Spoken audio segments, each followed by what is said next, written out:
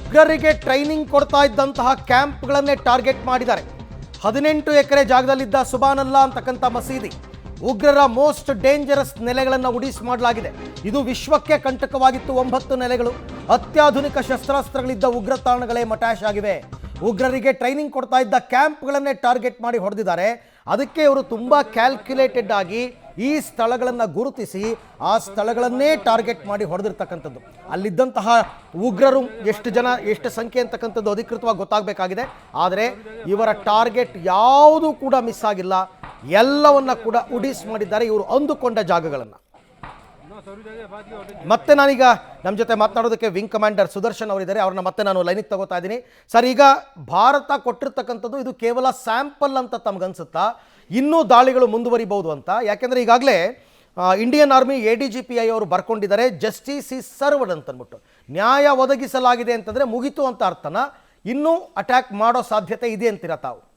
ಖಂಡಿತ ಇರುತ್ತೆ. ನೋಡಿ, ಇಂತಹ ಒಂದು ಡೇರಿಂಗ್ ಅಟ್ಯಾಕ್ ಆಗಿದೆ ಅಂತ ಇಡೀ ಪ್ರಪಂಚಕ್ಕೆ ಗೊತ್ತಾಗಿದೆ. ಇನ್ನೊಂದು ವಿಡಿಯೋ ನೋಡ್ತಾ ಇದ್ದೆ, ಅಲ್ಲಿ ಅಫ್ಘಾನಿಸ್ತಾನದಲ್ಲಿ ತಾಲಿಬಾನಿಗಳು ಡ್ಯಾನ್ಸ್ ಮಾಡ್ತಾ ಇದ್ದಾರೆ. ಬಲೂಚಿಸ್ತಾನದಲ್ಲಿ ಬಲೂಚ್ ಫ್ರೀಡಮ್ ಫೈಟರ್ಸ್ ಅವರು ಡ್ಯಾನ್ಸ್ ಮಾಡ್ತಾ ಇದ್ದಾರೆ. ಅಂದರೆ ಅವರಿಗೆಲ್ಲ ಈಗ ಭಾರತದ ದಾಳಿಯಿಂದ ಎಷ್ಟು ಪುಷ್ಟಿ ಸಿಕ್ತು ಅಂದರೆ, ಇನ್ನೇನು ಬಿಡು, ಪಾಕಿಸ್ತಾನ 4 ಅಥವಾ 5 ಹೋಳಾಗ್ಬಿಡುತ್ತೆ ಅನ್ನೋ ಒಂದು ಉತ್ಸಾಹ ಅವರಲ್ಲಿದೆ. ಅಂದರೆ ಈಗ ನೀವೇನು ಹೇಳಿದ್ರಲ್ಲ, 23 ನಿಮಿಷಗಳ ಒಂದು ಪ್ರದರ್ಶನ ಆಯಿತು, ವೀರತ್ವದ ಪ್ರದರ್ಶನ ಆಯಿತು. Congratulations to our daring pilots. Unfortunately security ರೀಸನಿಂದ ಅವ್ರ ಫೋಟೋಗಳು, ಅವ್ರ ಮುಖಗಳನ್ನ ಯಾರೂ ತೋರ್ಸೋಕೆ ಹೋಗಲ್ಲ. But they are gone home and maybe they are sipping coffee in their houses now, having done a great job. ಭಾರತೀಯ ವಾಯುಸೇನೆಯ ಧ್ಯೇಯವಾಕ್ಯ ಏನು ಅಂದರೆ, ನಭಸ್ಪರ್ಶ ದೀಪ್ತಂ ಅನೇಕ ವರ್ಣಂ ಅಂತೇಳಿ. ಇದು ಭಗವದ್ಗೀತೆಯ ಒಂದು ಶ್ಲೋಕ.